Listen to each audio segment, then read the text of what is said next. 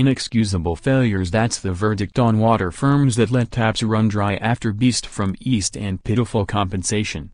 Water companies have been criticized for inexcusable failures when the taps ran dry after pipe bursts caused by the beast from the east. Hundreds of thousands were left without water for hours, and many schools, nurseries and businesses, including pubs and restaurants, had to shut. Millions of householders across the South were asked to ration supplies to maintain water pressure in the system. A report published by industry regulator Ofwat today paints a damning picture of firms utterly unprepared for the impact of the freeze on pipes. It also highlights the need to increase the pitiful compensation available to families and firms who lose water supplies. Rachel Fletcher of Ofwat said, "The freeze and rapid thaw earlier this year was forecast and not unprecedented. Too many companies were caught off guard and let people down, causing real hardship. Our report shows there is no excuse for this level of failure." The Ofwat investigation found that 4 companies, Thames Water, Severn Trent, Southern Water and Southeast Water, were guilty of a string of failures in March this year. Some 200,000 homes and businesses were left without water for at least 4 hours. Another 60,000 properties had no running water for more than 12 hours, affecting more than 100,000 people. The regulator said that, despite clear warnings, firms did not do enough to prepare, such as storing enough extra water to pump into the pipes to cope with bursts. Some did not have real-time information on the location of bursts, meaning repairs were delayed.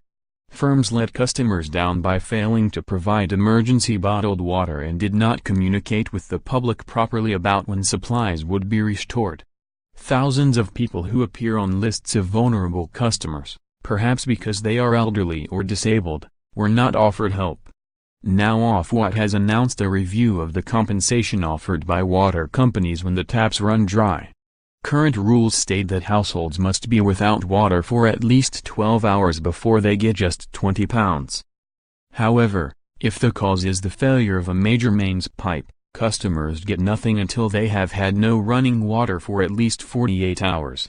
Back in March, water firms claimed the problems were caused by an unprecedented freeze and thaw. But Ofwat said, companies' performance was not directly linked to the severity of the weather. The impact on customers depended to a large extent on factors within the company's control, such as the quality of their plans for handling major incidents.